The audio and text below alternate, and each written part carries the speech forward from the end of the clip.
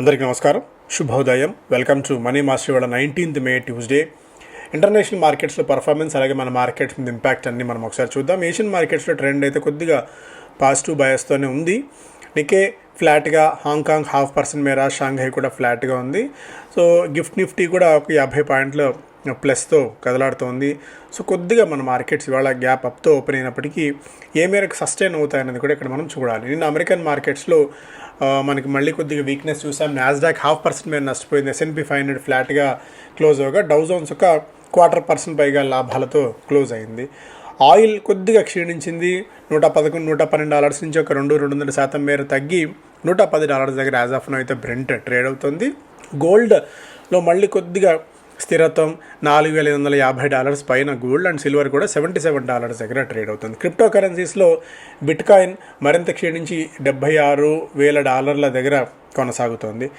ఇక్కడ Donald Trump చెప్తున్నారు, so ఏదైతే తను ఇరాన్ మీద దాడి చేయాలనుకున్నారో దాన్ని scheduled attack of Iran tomorrow, దాన్ని పోస్ట్ పోన్ చేశాము గల్ఫ్ దేశాల రిక్వెస్ట్ నేపథ్యంలో అని చెప్పి ఆయన చెప్తున్నారు. ఇంకా ఇలా oil prices fall as Trump postpones Iran strike, easing supply disruption fears. So ఎప్పటికైనా ఈ సప్లై డిస్రప్షన్, ఎప్పటికైనా ఇది ఏదో జరిగేట్టే ఉంది, అంత ఈజీగా ఈ సమస్యకు పరిష్కారం దొరికేటైతే ఏం కనిపించట్లేదు.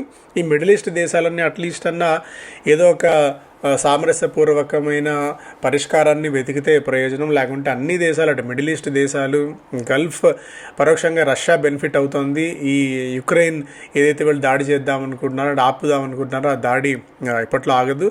ఎందుకంటే రెండు దేశాలు కూడా ఏమాత్రం వెనక్కి తగ్గకుండా కొట్టుకుంటూనే ఉన్నాయి.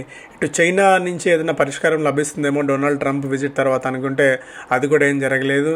సో కొరియాలో వేలు పెడితే బాగుండదు అన్నట్టుగా కూడా తిట్లు తిని వచ్చినట్టు అయితే అయింది డొనాల్డ్ ట్రంప్. సో ఇవాళ మళ్ళీ పింగ్ అందరూ భేటీ కాబోతున్నారు వీళ్ళిద్దరూ కలిసి. సో ఎలా బ్యాలెన్సింగ్ యాక్ట్ ఎలా చైనా చేయబోతోంది, సో ఈ సమస్యకి ఏమైనా పరిష్కారం వీళ్ళన్నా సూచిస్తారా లేదా, ఇవన్నీ కూడా చాలా ఇఫ్స్ అండ్ బట్స్ ఉన్నాయి. సో ఈ దేశానికి సంబంధించిన ఇష్యూస్ ఉంటే, జపాన్ ఎకానమీ 2.1% మేర వృద్ధి చెందింది, 2.1% rate in first quarter. International markets నుంచి అప్డేట్స్ పరంగా ఇక్కడ మన దగ్గరకు వచ్చినట్టయితే రూపాయి దాదాపుగా 90 పైసలు ఒక్కొక్క లీటర్కి పెట్రోల్ అండ్ డీజిల్ మీద ప్రభుత్వం పెంచింది, ఆయిల్ కంపెనీస్ పెంచాయి. ఇవన్నీ ఎక్స్పెక్టెడే. ఎందుకంటే 20-25 రూపాయలు, 30 రూపాయలు పెంచాల్సిన ధరని కేవలం 3 రూపాయలు పెంచి ప్రభుత్వం సరిపెట్టుకుంటుంది అనేది మనం అనుకోలేము. ఎందుకంటే ఇక్కడ నుంచి వారం లేదంటే ఎప్పుడు అవకాశం ఉంటే అప్పుడు ధరలను పెంచుకుంటూ వెళ్ళి పించింగ్ ఏమాత్రం తెలియకుండా చేయక తప్పదు. ఎందుకంటే ఒకేసారి పెంచితే విపరీతమైన రివోల్ట్ రావచ్చు ప్రభుత్వానికి. సో అందువల్ల మెల్లిగా నొప్పి తెలియకుండా ధరలు పెంచుకుంటూ వెళ్తుంది. ఇప్పుడున్న పరిస్థితిలో పెంచక తప్పదు కూడా. ఎందుకంటే ఇప్పుడున్న కండిషన్స్లో అట్లీస్ట్ మనకు ఆయిల్ దొరుకుతోంది, క్రూడ్ ఆయిల్ దొరుకుతోంది అన్న ఒక సంతోషం పడాలి. పెట్రోల్ డీజిల్ కొరత లేదు. ఇతర దేశాలు, యూరోపియన్ దేశాలు కూడా కొరత ఉంది. కాకపోతే మనకు ఎలాంటి కొరత అయితే రావట్లేదు. పవర్ ఇష్యూస్ రావట్లేదు. అట్లీస్ట్ నిత్యావసర వస్తువుల ధరలు విపరీతంగా పెరగకపోయినా అట్లీస్ట్ మనకు దొరుకుతున్నాయి. ఇవన్నీ కూడా కొద్ది గొప్ప పాజిటివ్ యాంగిల్లో మనం చూడాలి. అట్లీస్ట్ అఫోర్డ్ చేయగలిగిన వాళ్ళకి ఇది కనీసం కొద్ది గొప్ప దొరుకుతున్నాయని చెప్పుకోవచ్చు. సో మేబీ ఈ ధరలు మరింతగా పెరిగే అవకాశం ఉంది. సో ఇవన్నీ క్యాస్కేడింగ్ ఎఫెక్ట్స్ పొద్దున ఒకసారి చూస్తే, అంటే ప్రపంచవ్యాప్తంగా ఏం జరుగుతోంది, సో బిజినెస్ డైలీస్ అన్నీ చూస్తే ఆ బిట్స్ అండ్ పీసెస్ అన్నీ ఒకదానికొకటి జాయిన్ చేసి చూసుకుంటే ఒక బిగ్గర్ పిక్చర్ కింద మోడీ గారు చెప్పింది ఆస్టెరిటీ మెజర్స్ తీసుకోండి. ఎందుకంటున్నారంటే మేబీ ఇక్కడి నుంచి 10-15 రూపాయలు పెట్రోల్ డీజిల్ పెరిగిన ఇన్ఫ్లేషన్ తీవ్రంగా షూటప్ అవుతుంది. అందుకే మన డబ్బులు మనం ప్రొటెక్ట్ చేసుకోవాల్సిన అవసరం అయితే ఇప్పుడు కనిపిస్తుంది ఈ పాయింట్ ఆఫ్ టైంలో. సో అదొకటి. And reserve bank of India కూడా కాచుకొని కూర్చుంది, ఎప్పుడెప్పుడు వడ్డీ రేట్లు పెంచుదామా ఇప్పుడున్న మార్కెట్ కండిషన్స్కి తగ్గట్టు అని చెప్పి. సో అదే కనుక జరిగినట్టయితే మరొక 0.5-6% మేర అక్కడ వడ్డీ రేట్లు పెరిగితే దాని ఎఫెక్ట్స్ మన ఈఎంఐ రూపంలో ఉంటుంది. ఇవన్నీ ఒకదానికొకటి క్యాస్కేడింగ్ ఎఫెక్ట్ ఉన్నాయి. కాబట్టి అగ్రెసివ్ బయింగ్ ఇప్పుడున్న మార్కెట్ కండిషన్స్లో చేయకండి. Stay invested in the markets, but aggressive fresh positions విపరీతంగా తీసుకోవటము, మళ్ళీ ఇలాంటి ఆపర్చునిటీస్ రావని చెప్పి కొన్ని స్టాక్స్లో డబ్బులు పెడితే మాత్రం ఇరుక్కుపోయే ప్రమాదం ఉంది. Especially small and micro cap stocks జోలికి ప్రస్తుతానికి పూర్తిగా వెళ్ళకపోవడమే మంచిది. ఒక క్లారిటీ ఎమర్జ్ అయ్యేదాకా ఫారిన్ పోర్ట్ఫోలియో ఇన్వెస్టర్స్ కొద్దిగా కొనుగోలు మొదలుపెట్టారు. 2,800 crores వర్త్ ఆఫ్ స్టాక్స్ సోమవారం చేయగా domestic institution investors 2,700 crores worth of స్టాక్స్ని సేల్ చేశారు. రూపీ క్రమంగా వీక్ అవుతూనే ఉంది. $96.20 మార్క్ని టచ్ చేయడం కూడా ఇక్కడ చూసాం. Rupee weakness, dollar strength, oil price hike, geopolitical tensions ఇవన్నీ ఒకదానికొకటి యాడ్ అవుతూనే ఉన్నాయి. మనకి ఇక్కడ స్టాక్స్ పరంగా మనం చూస్తే ఇవాళ కూడా చాలా కంపెనీస్ రిజల్ట్స్ అనౌన్స్ చేయబోతున్న జాబితాలో ఉన్నాయి. Ask Automotive, PASF, Bharat Electronics, Black Buck, BLS International, Bosch, Borosil, Dredging Corporation, Hatsun Agro, GSFC, HCG, Jayakumar Infra, Karnataka Bank, PNC Infratech, PG Electroplast, RITES, Zee ఇవన్నీ కూడా రిజల్ట్స్ అనౌన్స్ చేయబోతున్న కంపెనీల జాబితాలో ఉన్నాయి. పోస్ట్ మార్కెట్ నిన్న రిజల్ట్స్ అనౌన్స్ చేసిన వాటిలో ఆస్ట్రాల్ 24% మేర రెవెన్యూలు జంప్ సాధించింది, 18% మేర నెట్ ప్రాఫిట్లో కూడా వృద్ధి నమోదు చేసింది, ₹200 డివిడెండ్ కంపెనీ అనౌన్స్ చేసింది. జేఏసీ హౌసింగ్ ఫైనాన్స్ ప్రాఫిట్లో 4% మేర క్షీణత నమోదైంది. డామ్స్ ఇండస్ట్రీస్ రెవెన్యూ 19% మేర పెరగ్గా ప్రాఫిట్ 17% మేర వృద్ధి చెందింది. ₹3.65 డివిడెండ్ కంపెనీ అనౌన్స్ చేసింది. త్రివేణి టర్బైన్ రెవెన్యూ 26% ప్లస్, ప్రాఫిట్స్లో 8% ప్లస్. సుబ్రోస్ రెవెన్యూ 15% ప్లస్, ప్రాఫిట్స్లో 7% ప్లస్. జీ వెర్నోవా రెవెన్యూ 42% మేర పెరిగింది, నెట్ ప్రాఫిట్ 89% మేర పెరిగింది. ₹10 డివిడెండ్ని కూడా కంపెనీ అనౌన్స్ చేసింది. ఎబిట్ మార్జిన్స్ 22 నుంచి 27%కి పెరిగాయి. ఆఫ్కాన్స్ ఇన్ఫ్రా రెవెన్యూ 19% మేర క్షీణత, ఎబిట్ మార్జిన్స్ 9.1 నుంచి 1.6% పరిమితమయ్యాయి. 111 కోట్ల లాభాల నుంచి 88 కోట్ల నష్టాలని కంపెనీ అనౌన్స్ చేసింది. బట్ ఈ పాయింట్ ఆఫ్ టైంలో ₹2 డివిడెండ్ని కంపెనీ అనౌన్స్ చేసింది. 63 మూన్స్ రెవెన్యూ 26 కోట్ల నుంచి 133 కోట్లకు పెరిగింది. ఎబిట్ లాస్ 72 crores నుంచి 85 crores పెరిగింది. నెట్ ప్రాఫిట్ 20 కోట్ల రూపాయల నష్టాల నుంచి 22 కోట్ల రూపాయల లాభాలని కంపెనీ అనౌన్స్ చేసింది. 95 కోట్ల రూపాయల వన్ టైం గెయిన్ దీనికి ప్రధానమైన కారణంగా చెప్పుకోవచ్చు. ఇలా చాలా కంపెనీస్ ఉన్నాయి. సో ఇండియన్ ఆయిల్ రెవెన్యూ 1.7% మేర పెరిగి 2,07,000 కోట్ల రూపాయల లాభాలను అనౌన్స్ చేసింది. ఎబిట్ మార్జిన్స్ 0.5%, ఎబిటా 0.5% తగ్గింది. ఎబిట్ మార్జిన్స్ 22 బేసిస్ పాయింట్స్ మేర తగ్గాయి. నెట్ ప్రాఫిట్ 6.2% మేర క్షీణించి దాదాపు 11,500 కోట్ల రూపాయల లాభాలని కంపెనీ అనౌన్స్ అయితే చేసింది. ఐషర్ మోటార్స్కి ఆంధ్రప్రదేశ్లో 216 ఎకరాల ల్యాండ్ పార్సెల్ ప్రభుత్వం ఇవ్వబోతోంది. కంపెనీ ఇక్కడ ఒక మేజర్ ఎక్స్పాన్షన్ మూవ్ 2,500 కోట్ల రూపాయలతో ఎక్స్పాండ్ చేయబోతున్నట్టు కంపెనీ వెల్లడించింది. అశోక్ లేలాండ్ ఎన్సీడీల ద్వారా నిధులు సమీకరించే అంశం మీద మే 28వ తారీఖున భేటీ కాబోతోంది. నారాయణ హృదయాలయ కూడా డెట్ ఇన్స్ట్రుమెంట్స్ ద్వారా నిధులు సమీకరించేందుకు మే 22వ తారీఖున భేటీ కాబోతోంది. ఇక్రా రేటింగ్ ఏజెన్సీ ఒక్కొక్క షేర్కి ₹54 డివిడెండ్ని అనౌన్స్ చేసింది. హెచ్డిఎఫ్సి లైఫ్ ప్రిఫరెన్షియల్ బేసిస్ మీద నిధులు సమీకరించేందుకు చేస్తోంది. ఇంటరార్క్ building the company has issued a clarification stating that its board not approved any share buyback proposal. So 10 కోట్ల రూపాయల బైబ్యాక్ ప్రపోజల్ ఏదో ఉంది అని చెప్పి వార్త వచ్చిందని కంపెనీ ఖండించింది. JSW Energy the company JSW స్టీల్లో తనకున్న వాటాలని విక్రయించింది, కొద్దిగా సొమ్ము చేసుకుంది. జేఎస్డబ్ల్యూ ఆల్రెడీ మనం మాట్లాడుకున్నాం, ఐఓసీ ఆల్రెడీ మనం డిస్కస్ చేసాం. ఐషర్ మోటార్స్, అదానీ ఎంటర్ప్రైజెస్లో ఒక మేజర్ న్యూస్ ఉంది, అది కూడా మనం మాట్లాడుకుందాం. దాదాపు 2,750 కోట్లు నుంచి 3,000 కోట్ల రూపాయలు చెల్లించి అదానీ ఎంటర్ప్రైజెస్ యుఎస్ ట్రెజరీతో ఉన్న అండ్ డిపార్ట్మెంట్ ఆఫ్ జస్టిస్కి డబ్బులు చెల్లించి ఈ కష్టకాలం నుంచి బయటపడే ప్రయత్నం అయితే చేస్తోంది. Vodafone idea has pinned hope on it's target to triple cash flows పెంచుకోవడం, అలాగే కొత్త లోన్స్ తెచ్చుకోవాలి, ట్యాక్స్ రిఫండ్స్ ఇవన్నీ చేసి ఎట్లయినా బయటపడాలి, వొడాఫోన్ 2.0 మేము చేయబోతున్నామని చెప్పి కంపెనీ అయితే చెప్తుంది. Let's wait and see. Major update, department of justice drops charges against Adanis and others conglomerate to also pay Treasury Department $275 million for violating sanctions. So Iran నుంచి ఆయిల్ కొనుగోలు చేసిందో ఆరల్స్ క్రూడ్ని కొనుగోలు చేసింది. అయితే శాంక్షన్స్ ఉన్న తరుణంలో వాళ్ళ నుంచి ఆయిల్ కొనుగోలు చేసినందుకు దీనికి తోడు కరప్షన్ ఛార్జెస్, వీటన్నిటి నేపథ్యంలో 2,750 కోట్ల రూపాయలు దాదాపుగా అక్కడ డిపార్ట్మెంట్ ఆఫ్ జస్టిస్కి చెల్లించి అదానీ ఎంటర్ప్రైజెస్ ఈ ఇష్యూలో బయటపడే ప్రయత్నం అయితే చేస్తుంది. Opportunities May reopen for group. So ఎంతో కాలంగా ఉన్న ఈ ఇష్యూని ఇన్ని డబ్బులు చెల్లించి వదిలించుకున్నారు. ప్రస్తుతానికి మేబీ అది ఫ్యూచర్లో మరింతగా డోర్స్ ఓపెన్ చేసేందుకని చెప్పినప్పుడు కూడా 3,000 రూపాయలు కంపెనీ నుంచి అవుట్ఫ్లో అయితే ఉండబోతోంది అదానీ ఎంటర్ప్రైజెస్కి. అలాగే అంటే వాళ్ళకున్న ఇతర కూడా ఉన్నారు కాబట్టి సాగర్ అదానీ వీళ్ళందరూ కూడా మేబీ వాళ్ళందరిలో ఎంతమంది డబ్బులు కడతారు, కంపెనీ నుంచి ఎంత అవుట్గా ఉంటుంది అన్నది కూడా ఇక్కడ చూడాలి. బట్ మొత్తానికి ఆ చేసిన తప్పకు మూల్యం చెల్లించుకుంది. Oil lands fresh blow, leaves rupee and markets reeling. Currency closes at another low, bond yields jump and indices spooked by fuel action. ఒక్కొక్కటి చూసుకుంటూ వెళ్తే credit card business profitability hit.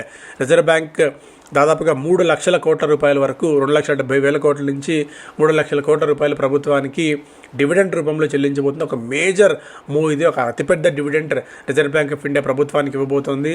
So ప్రభుత్వం దగ్గర మరింత అమ్యునిషన్ ఉండబోతుంది. ఇది ఒక పాజిటివ్ అంశంగా ఇక్కడ మనం చూడాలి.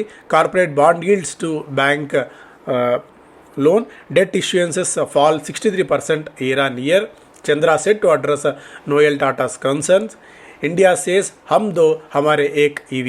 ఇక్కడ ప్రతి ఇంట్లో ఒక ఈవీ ఉండేందుకు మెజారిటీ ఆఫ్ ది ఫ్యామిలీస్ చూస్తున్నాయి. అట్లీస్ట్ ఒక ఎలక్ట్రిక్ వెహికల్ ఇంట్లో ఉండాలి. షార్ట్ ట్రిప్స్ కోసం ఈ స్కూటర్స్ ఒకసారిగా డిమాండ్ బాగా పెరిగింది ఇప్పుడున్న పెట్రోల్ కండిషన్స్, డీజిల్ ధరల పెంపు నేపథ్యంలో. అలాగే ఇప్పుడున్న ఈ ఫియర్స్ మరొకసారి ఎప్పుడన్నా రిపీట్ అవుతే ఇబ్బంది పడకుండా జనాలు కొద్దిగా ఎలక్ట్రిక్ వెహికల్స్ మీద ఆసక్తి చూపిస్తున్నారు అనేది కూడా ఒక ఇంట్రెస్టింగ్ అప్డేట్గా ఉంది. రాబోయే రోజుల్లో ఈవీస్కి మరింత డిమాండ్ రాబోతుంది. అలాగే finmin a strategic call push for EV adoption. ఖర్చులు తగ్గించుకోవడంతో పాటు మెల్లిగా ఫ్లీట్ని పెట్రోల్ డీజిల్ నుంచి ఎలక్ట్రిక్ వెహికల్స్కు మార్చుకోవాలని చెప్పి ఫైనాన్షియల్ మినిస్ట్రీ ప్రభుత్వ రంగ బ్యాంకులన్నింటినీ కూడా ఆదేశాలు జారీ చేసిన తరుణంలో మెల్లిగా ఈ ట్రాన్సిషన్ ఒక 1 to 2 years ట్రాన్సిషన్లో ఈవీ ఇదే చిత్తశుద్ధి ఇలాగే ఆలోచన ఉంటే ఈవీస్ వైపు కనుక మారినట్టయితే రేపు పొద్దున ఇలాంటి ఇష్యూస్ ఏదైనా వచ్చినా కూడా కొద్దిగా డిపెండెన్సీ తగ్గుతుంది. కొద్దిగా మనం ఇలాంటి బాధల నుంచి ఇలాంటి ఇష్యూస్ నుంచి కొద్దిగా బయటపడే ఛాన్సెస్ అయితే ఉంటాయి. RBI governor warns of rate hikes if supplies reflect in high prices. So without any doubt fuel price spill over effect అనేది ఖచ్చితంగా ఉంటుంది. వితౌట్ ఎనీ డౌట్ మనం చూస్తే ఆన్ స్ట్రీట్ ఆన్ గ్రౌండ్లోనే ధరలు ఏ స్థాయిలో పెరిగాయో, మొన్న ₹3 ఇవాళ ₹1 ₹4 మేర ధరలు పెరిగిన తరడంలో ఆన్ స్ట్రీట్ ఇప్పటికే దీని వంక పెట్టుకొని గ్యాస్ ధర పెరిగింది, పెట్రోల్ ధర పెరిగింది, గ్యాస్ కొరత దొరకట్లేదు అని చెప్పి రెస్టారెంట్స్లో ఫుడ్ బిల్ ఎంతగా పెరిగిందో, నిత్యావసర వస్తువులు ఏ స్థాయిలో పెరిగాయో మనం మళ్ళీ ప్రత్యేకించి చెప్పాల్సిన పని లేదు ఈ అడ్డు పెట్టుకొని. ఇది మెల్లగా ఇన్ఫ్లేషన్కి రిఫ్లెక్ట్ అవుతుంది. ఇన్ఫ్లేషన్ రిఫ్లెక్ట్ అవుతే దాన్ని టేపర్ డౌన్ చేయడానికి ఇంట్రెస్ట్ రేట్స్ పెంచక తప్పని పరిస్థితి. రిజర్వ్ బ్యాంక్ ఆఫ్ ఇండియా కూడా ఈ పరిస్థితిని చాలా కీన్గా అబ్జర్వ్ చేస్తుంది.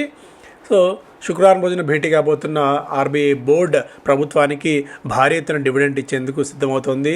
ఇప్పుడున్న మార్కెట్ కండిషన్స్లో 3 లక్షల కోట్లు కనుక ప్రభుత్వ ఖజానాకు వచ్చినట్టయితే చాలా రిలీఫ్గా ఉంటుంది ప్రభుత్వానికి. అలాగే government fertiliser subsidy bill may rise by 70,000 crores.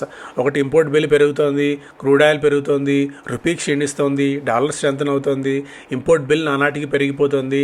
So మనం ఎంత డిపెండెంట్ అయ్యాము ఇంపోర్ట్స్ మీద, వివిధ ఉత్పత్తుల మీద అని చెప్పి ఇలాంటి కండిషన్స్లో వచ్చినప్పుడు మాత్రమే అర్థమవుతుంది. దీంతో ఇప్పుడున్న కండిషన్స్లో సప్లై బిల్, మనకి ఇంపోర్ట్ బిల్ ఫర్టిలైజర్కి సంబంధించి 70,000 కోట్ల రూపాయలు పెరగబోతోంది. Worst behind us Vodafone Idea starting FY27 with a clear plan. So చూద్దాం, లెట్స్ వెయిట్ అండ్ సీ. ఇది ఆల్రెడీ మనం డిస్కస్ చేసాం. Hindustan Copper to raise output by 30% as global demand zooms.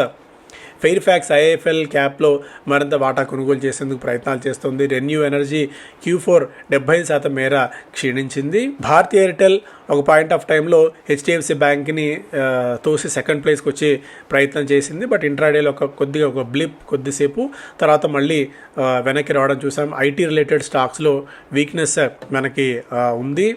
TVS Venu group and 2i Capital to buy 14.5% in Jana smile finance బ్యాంక్లో ఈ 2 సంస్థలు వాటాలు కొనుగోలు చేయబోతున్నాయి. అలాగే బిజినెస్ స్టాండర్డ్లో వోడాఫోన్ ఐడియా గురించి మనం మాట్లాడాం. బ్యాంక్ వాల్యుయేషన్స్ నానాటికి తీసుకట్టుగా తయారవుతున్నాయి అన్నట్టుగా కూడా ఒక interesting update. Bank Nifty when compared with Nifty 43.5% డిస్కౌంట్తో ట్రేడ్ అవుతుంది. ఈ గ్యాప్ చాలా వైడెస్ట్ గ్యాప్ ఇది. 2015 నుంచి ఈ డేటా బట్టి చూస్తే అని చెప్పి ఇక్కడ ఒక ఇంట్రెస్టింగ్ ఇది. అండ్ ప్రైస్డ్ బుక్ 1.83 ఉంది. అలాగే నిఫ్టీ ప్రైస్డ్ బుక్ 3.25 అంటే బ్యాంక్ నిఫ్టీ 1.83 దగ్గర ట్రేడ్ అవుతుంది. వాల్యుయేషన్ డిస్కౌంట్ నానాటికి ఉంది. బ్యాంకింగ్ స్టాక్స్ బ్రాడర్ మార్కెట్తో పోలిసి చాలా అట్రాక్టివ్ అండ్ చీపర్ వాల్యుయేషన్స్కి దొరుకుతున్నాయి అన్నట్టుగా కూడా ఒక అప్డేట్. అలాగే IT రిలేటెడ్ స్టాక్స్ మనం చూసినా కూడా, సో IT స్టాక్స్ చూసినా కూడా మనకి గతంలో ఎప్పుడు లేని విధంగా అంటే సబ్ప్రైమ్ క్రైసిస్ దగ్గర నుంచి మనం చూస్తే లాస్ట్ 10-15 ఏళ్ల దగ్గర నుంచి IT స్టాక్స్ అంత దారుణంగా ఇప్పుడు పడిన దాఖలాలు అయితే లేవు. ఇప్పుడున్న ఆర్టిఫిషియల్ ఇంటెలిజెన్స్ ఇష్యూ అనుకోవచ్చు, ఆర్ఎల్స్ ఓపెన్ ఏఐ కొత్తగా తీసుకొచ్చిన ఎంటర్ప్రైజ్ కొత్తగా డిపార్ట్మెంట్ అవసరమైతే కంపెనీస్కి వాళ్ళే ఆర్టిఫిషియల్ ఇంటెలిజెన్స్ సేవలు అందించేందుకు ఓపెన్ ఏఐ కొత్తగా ఒక డిపార్ట్మెంట్ని స్టార్ట్ చేయడం, ఇవన్నీ ఏంటంటే ఐటీ డైరెక్ట్గా ఇండియన్ ఐటీ కంపెనీకి ఇంపాక్ట్ చూపించే ప్రమాదం ఉంటుంది అని చెప్పి ఒక భయంతో ఐటీ స్టాక్స్లో వీక్నెస్. ఒకవేళ రూపీ క్రమంగా వీక్ అవుతున్నప్పటికీ కూడా అదేం అంత పెద్దగా నష్టాల్ని ఆఫ్సెట్ చేసేట్టు ఏం కనిపించట్లేదు. పీక్ వాల్యుయేషన్స్తో పోలిస్తే దాదాపు 60-70% డిస్కౌంట్తో ఐటీ స్టాక్స్ అని కూడా దొరుకుతున్నాయి అన్నది కూడా ఒక అప్డేట్గా అయితే ఉంది. So let's wait and see ఇది ఎంత దారి తీస్తుందో, ఎక్కడి దాకా ఐటీ స్టాక్స్ పతనం అవుతాయో అని చెప్పి. ఇలాంటి కష్టాలన్నింటినీ ఐటీ స్టాక్స్, ఐటీ సెక్టార్ ఎదుర్కొని నిలబడింది. బట్ ఈసారి వచ్చేబ్లో ఎంత గట్టిగా ఉంటుంది, ఎంత విధరౌట్ అయిపోతాయి స్టాక్స్ అండ్ సెక్టార్ అన్నది కూడా ఇక్కడ చూడాలి. ఎందుకంటే మనం మెజారిటీ ఐటీ మీద డిపెండ్ అయ్యి ఉన్నాం. సర్వీసెస్ పాయింట్ ఆఫ్ వ్యూలో ఐటీ కనుక ఎఫెక్ట్ అవుతే పూర్తి స్థాయిలో దాని క్యాస్కేడింగ్ ఎఫెక్ట్, దాని డామినో ఎఫెక్ట్ చాలా వాటి మీద ఉంటుంది. మన నాస్కామ్ అంచనాల ప్రకారం ఒక ఐటీ ఎంప్లాయీ జాబ్ కనుక కోల్పోయినట్టయితే ఒక దాదాపు 4-5 ఫ్యామిలీస్ దాని మీద డిపెండ్ కూడా అవుతాయి, 4-5 ఎఫెక్ట్ కూడా అవుతారు. లెట్స్ సీ ఇది ఎక్కడి దాకా తీసుకెళ్తుంది, ఎక్కడి దాకా ఉంటుంది దీని ఎఫెక్ట్ అనేది కూడా. ఎందుకంటే మనం వెయిట్ చేసి చూడటం తప్ప సినారియోస్ మనం పూర్తి స్థాయిలో ముందస్తు అంచనా కూడా వేయలేము. ఎందుకంటే ఐటీ అంత వేగంగా అభివృద్ధి చెందుతోంది కాబట్టి. ఈ మధ్యకాలంలో మ్యూచువల్ ఫండ్స్ కొనుగోలు చేసిన వాటిలో ICICI bank, state bank of India, Sun Pharma, Kotak and eternal కొనుగోలు చేయగా Wipro, HDFC bank, Hindalco, Bajaj auto, GE వెర్నోవా స్టాక్స్లో కొద్దిగా ప్రాఫిట్ బుక్ చేశారు. వాళ్ళు వాటి నుంచి ఎగ్జిట్ అయ్యారు అనేది కూడా ఒక అప్డేట్ ఇక్కడ మనం చూస్తాం. సో ఇవి ప్రధానమైన వార్తలు. Thank you so much.